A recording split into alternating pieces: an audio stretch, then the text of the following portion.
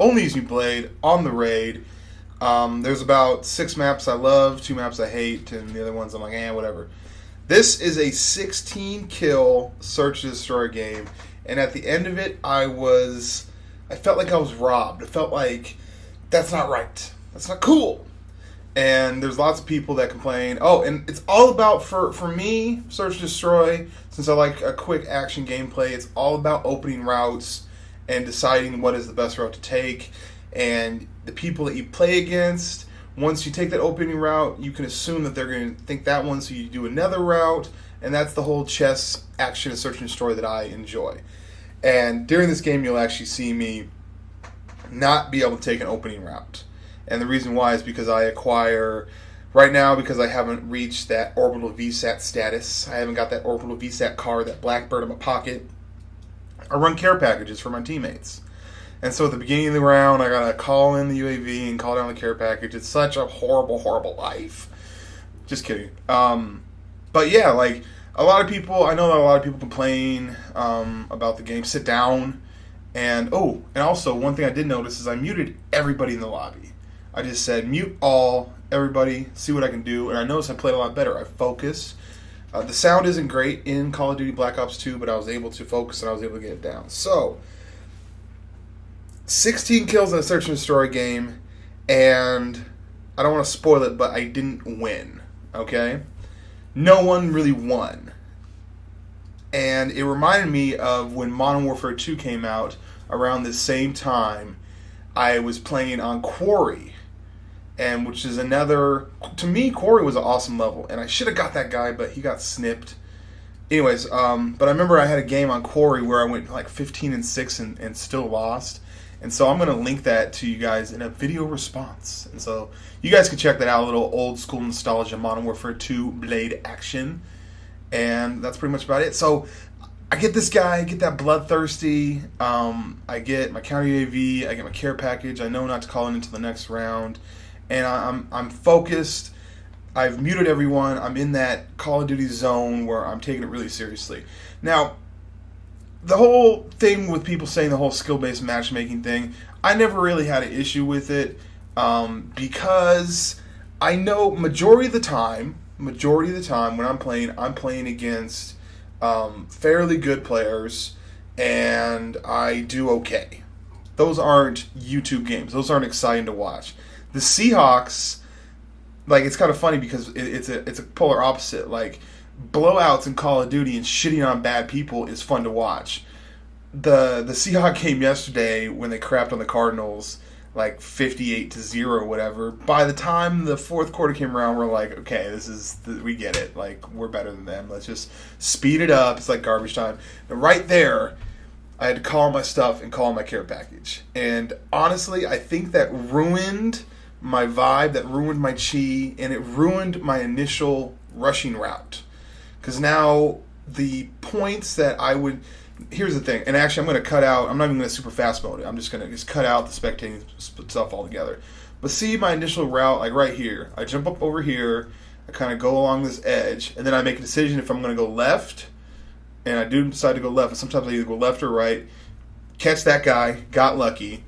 And so that's what happens. Like in Search and Destroy, it's all about that first initial route, and then that oversettling point. Like right about here is that point when I would check my scoreboard and I would say, okay, what is the situation? Where is the enemy at? Are they going to be playing at A or are they going to be playing at B? So Search and Destroy is really kind of technical, but that first initial route really sets the tone for everything. And so that last round when I set that off, I really wish I would have got that ballistic knife skewer on that guy. Now we're in one of those situations where it's not really a good look, but you know what? Give me here. And then also, if someone's on the ground and you want to knife him, you need to crouch that one level down. So now I'm like last person standing. I could possibly make this work out, but the positioning just didn't work. 10-2 so far, 2-2. And I'm not going to lie, I do know that this could possibly be a good quality game. Now, a lot of people are mad about the skill-based matchmaking and all this kind of stuff, and I know that I'm going to play a bunch of games, and eventually I'm going to get into that. When you get into that lobby with the new players, right? Like, Von Har seems like this weird thing, like he thinks like it's a bad thing. When you finally do get into the lobby, it still takes skill in order to shit on them.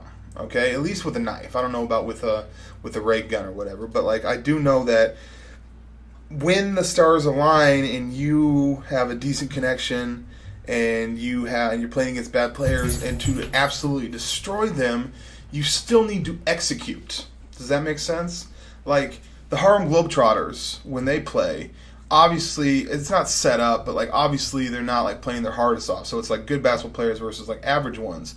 And so some people might not say that, but I'm like, there's still an entertainment value to the execution of actually doing that. See what I'm saying? So, like, I don't think pub stomping, like a lot of times people say, oh, pubs, this is stupid, that was dumb, how my knife just didn't quite connect. But the way I look at it is in the previous rounds, there was a couple times when I knifed someone where I probably should have died. So you win, you lose, whatever.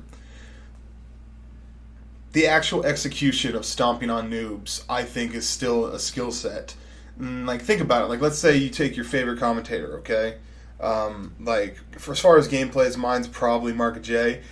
As a gunner, I've maybe had a Marka J style game like once or twice where I was actually destroying people on my gun account on Call of Duty 4.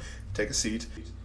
But, you know, to do that consistently, to constantly have gameplays, maybe they come fewer and far between with this skill-based matchmaking, but at the end of the day, I still have a love for Call of Duty. I still love playing it. Maybe those gameplays are fewer and far between, but like, if it wasn't a good game, if I didn't enjoy it, then you guys would obviously see it. So I was kind of talking about how sometimes people are, you know, negative. Oh, I got that guy, but then finally get there. Talk about how people are negative even with good situations, and the reason why I wasn't happy with this game, even though I got 16 knife kills in a search and destroy game, is because of how the game ended. I was playing solo. It's not an excuse. I'm just giving you kind of the situation. I was playing solo. I put my super hard, try hard pants on. You know, had the headset cranked, muted everyone in the lobby, and my whole focus was to just absolutely shit on people. Rush, get in their spawn, see people stab in their face, and I'll let the video kind of speak for itself, like what happens.